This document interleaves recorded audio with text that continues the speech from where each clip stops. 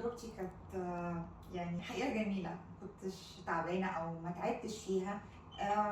أنا كان عندي فقراتي كانت تعبانة، وكان عندي مبادئ سكر إن أنا العيلة عندي كلها مسكرة، فكنت خايفة أوي. ما كنتش عايزة أوصل للمرحلة دي، فكان لازم إن أنا أوقف نفسي إن أنا أعمل حاجة يعني. فقررت إن أنا أعمل عملية وارتحت أوي بعد العملية.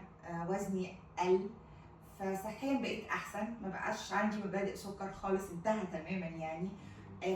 فقراتي ارتاحت لان كان عندي خشونه في الركبه وعندي فقراتي تعبانه، فكل ده انتهى تماما يعني. حركتي بقت حلوه، بقيت اخرج اتحرك كتير. لا يعني حقيقي ممتازه. دكتور احمد والفريق كله متابعة على طول، يوميا يعني. انا لو عايزه اي سؤال اسال على اي حاجه يوميا، فانا دي حاجه مريحاني نفسيا. المتابعه الصحيه حسيت ان انا يعني عديت المرحله دي في سلام، ومبسوطه ان انا عملت العمليه مع دكتور احمد.